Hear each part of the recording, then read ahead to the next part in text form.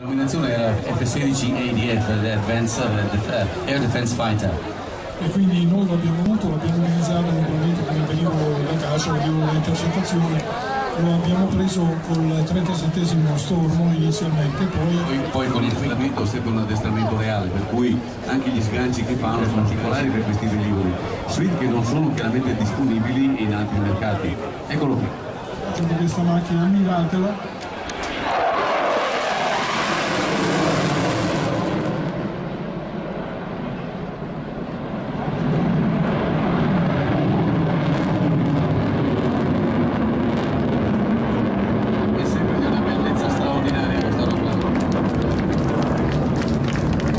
Che questa macchina può volare alla velocità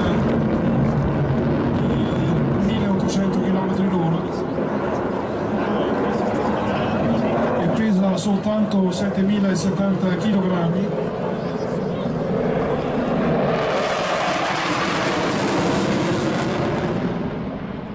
Naturalmente questo fa parte del 31° Stormo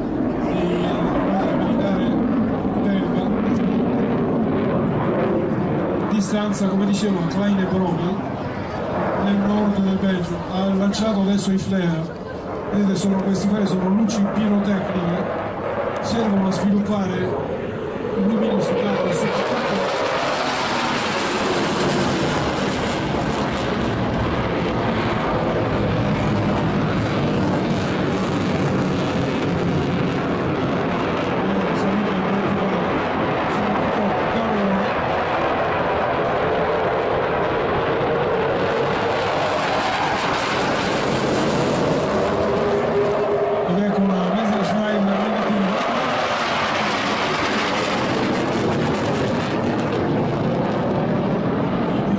letteralmente proiettato verso l'esterno durante l'esecuzione di questa manovra e il suo fisico subisce G negativi.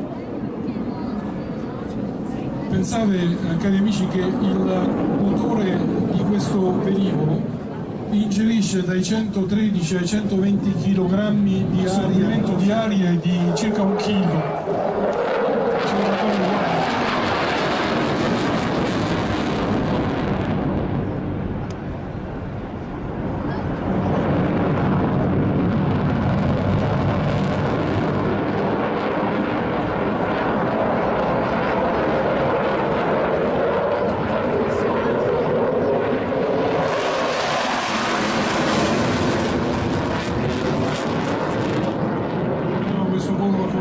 Sono voli difficili con questi velivoli che un pilota bravo non riesce a fare questo volo senza perdere neanche 1 metro di quota.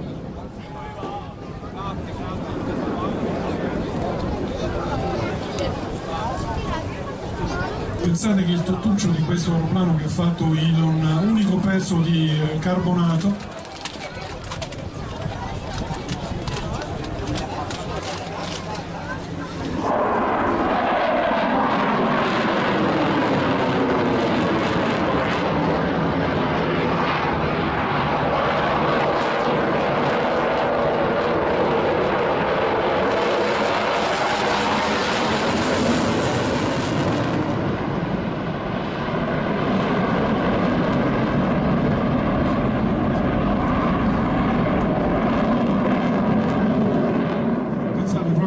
a titolo di curiosità, che il tettuccio a bolla, che dà una visibilità circolare di 360 gradi, la migliore in assoluto tra tutti i velivoli da caccia esistenti, è costruito con materiale plastico e in policarbonato che è spesso 1,3 cm, quasi 1,5 cm, rivestito da uno strato di oro. Quasi tutti i velivoli dell'USA, per la maggior parte dei velivoli di Belgio, Norvegia e Danimarca, e ha la funzione di dissipare l'energia dei radar di scoperta.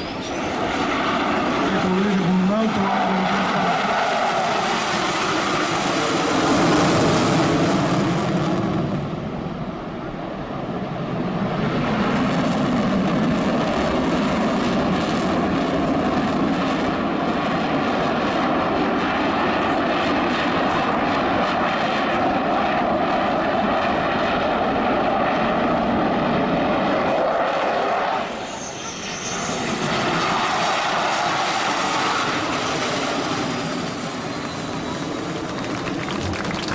riduzione di velocità. Non pensiate che durante tutte le sue manovre, tutti i suoi voli, il rumore sia soltanto, questo è soltanto fatto per il nostro piacere, per farci vedere come a bassa velocità il motore deve sostenere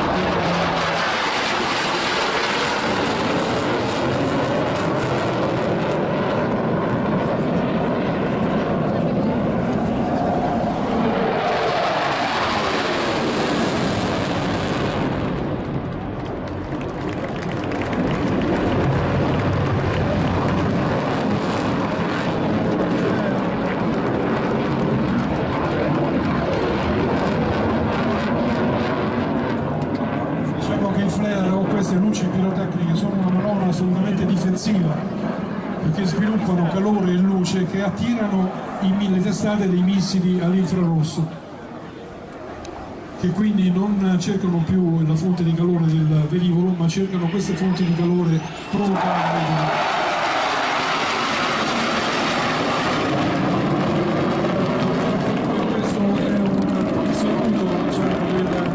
Sbattendo le ali, il classico saluto, ci rivedremo domani, così ha voluto dire il pilota di Flying Road.